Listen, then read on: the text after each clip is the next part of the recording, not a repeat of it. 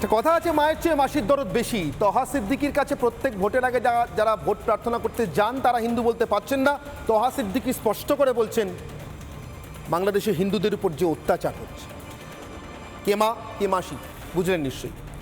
আরও আছে, শুধু তহা নন, তহার থেকেও সাধারণ মানুষ আছে, একেবারে সাধারণ মুসলমান এই বাংলায় যারা আমার আপনার মতো সাধারণ হিন্দুদের গা ঘেঁষে থাকেন, পাশাপাশি থাকেন।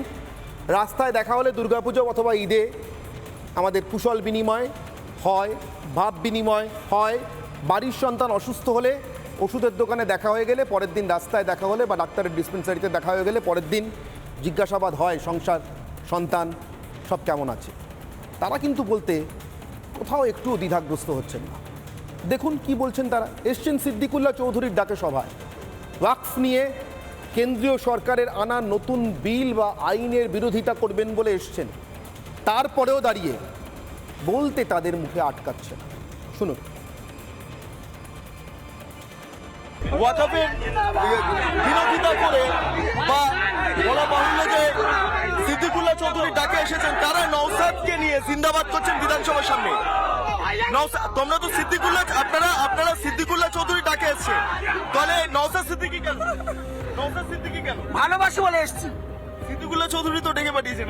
ঠিক আছে, ভাইজানকে ভালোবাসি বলে এসেছি, কিন্তু ভাইজান আমাদের নয়নের মণি। তাহলে সিদ্দিকুল্লাহ চৌধুরীর কি হবে? চলে গেছে, মানে পার্টির দিকে চলে গেছো। হ্যাঁ, পার্টির দিকে চলে গেছো। সিদ্দিকুল্লাহ চৌধুরী তো আস্থা নেই। ভাইজান যেটা বললে শেষ সিদ্ধান্ত, যেটাই বলে শেষ। ভাইজান, তাদের ভাইজান অর্থাৎ নওশাদ সিদ্দিকীর সঙ্গে সবাই সেলফি তুলছেন।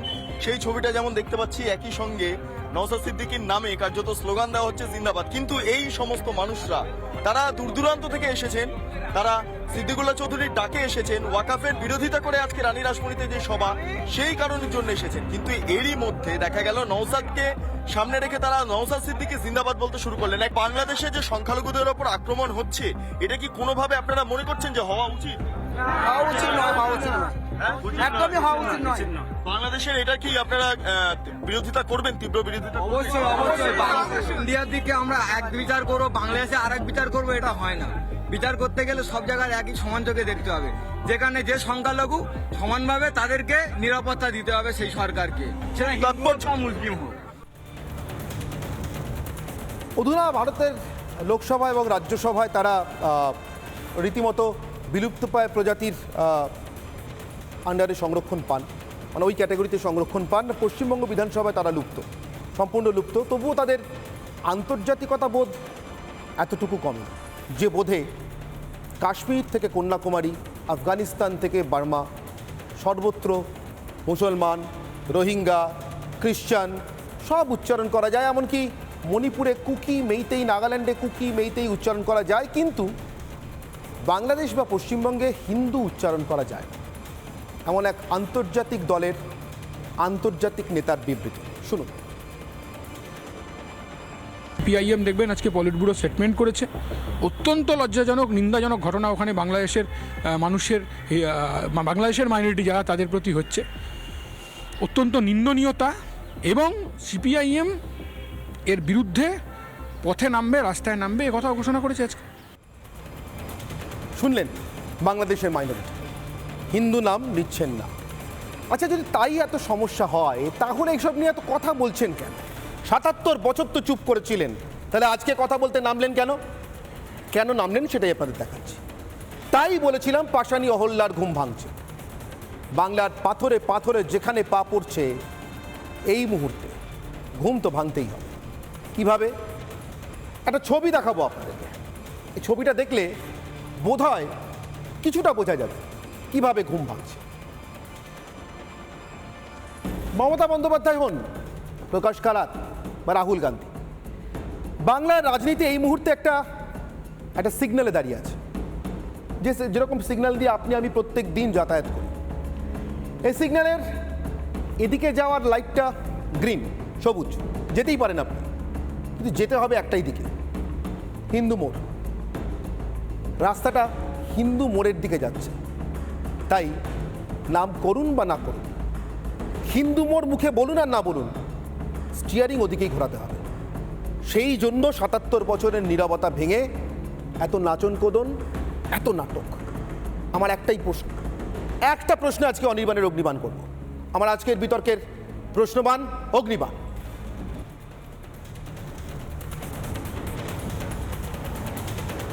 সংখ্যালঘু গলি ছেড়ে হিন্দু রাজপথে বাংলার রাজনীতি অনেক দিন এই গলির মধ্যে ঘুরেছে। ঘুরতে ঘুরতে ঘুরতে ঘুরতে আজ সিদ্দিকুল্লাহ, কাল নওশাদ সিদ্দিকী, পরশু আব্বাস সিদ্দিকী, সাচার কমিটির রিপোর্ট। সংখ্যালঘুরা বুঝছেন, বারে বারে বোঝেন, আসলে তাদের কপালে কিছুই জোটে না। কিন্তু সংখ্যাগুরুরা এবার হিসেব বুঝে নিতে এসছে। তারা বলছেন গেলে ওই একদিকেই যেতে হবে, ওয়ান ওয়ে ট্রাফিক। তাই নাম না করে আপাতত নেমে পড়া। আমার সঙ্গে উপস্থিত যারা, আমার একদম বাদিক থেকে তৌসিফ আহমেদ খান, আইনজীবী। আমার সঙ্গে রয়েছেন সৈকত গিরি, সিপিআই নেতা। আমার ঠিক ডান দিকে কেয়া ঘোষ, বিজেপি মুখপাত্র। আমার একদম ডান দিকে রয়েছেন নির্বাণ মুখোপাধ্যায়, বর্ষিয়ান সাংবাদিক। আমার সঙ্গে রয়েছেন প্রতিকৃত পাইন, রাজনৈতিক বিশ্লেষক। বলছিলাম না, আসলে বিদ্বেষ মানুষ ছড়ায় না, আসলে বিদ্বিষ্ট মানুষ নয়, মানুষকে বিদ্বিষ্ট করে মানুষের মধ্যে বিদ্বেষ ছড়িয়ে ভোট কুড়িয়ে আনার খেলা চলে। যারা ছড়াচ্ছেন এতক্ষণ তাদের দেখালাম, যাদের কাছ থেকে ভোট কুড়োনোর চেষ্টা করছেন তারা কিন্তু যথেষ্ট সচেতন, হিন্দু না হলেও সচেতন। তাদের কিন্তু হিন্দু বলতে বাধছে না। শুনবেন কেন বাধছে না? আপনি বিচার করবেন, বিশ্লেষণ করবেন। কিন্তু বাধছে না, আমি আপনাকে ফ্যাক্ট দেখাচ্ছি। তহা সিদ্দিকী, পীরজাদা তহা সিদ্দিকী হিন্দু বলতে তার অসুবিধা হচ্ছে না আজকের দিনে। শুনুন। বাংলাদেশের যে একজন সন্ন্যাসীকে যে গ্রেপ্তার করা হয়েছে, অন্যায়ভাবে যদি গ্রেপ্তার করা হয়, আমি তার প্রতিবাদ জানাই। বাংলাদেশে হিন্দুদের প্রতি যে অত্যাচার, যে জুলুম হচ্ছে, যে মানে ঘর বাড়ি পোড়াচ্ছে, প্রতিবাদ করি। নানা ধরনের কন্টেন্ট দেখার জন্য লাইক করুন, শেয়ার করুন আমাদের ফেসবুক পেজ, সাবস্ক্রাইব করুন আমাদের ইউটিউব চ্যানেল। পাশাপাশি অন্যান্য ব্রেকিং নিউজের জন্য অবশ্যই চোখ রাখুন রিপাবলিক বাংলায়।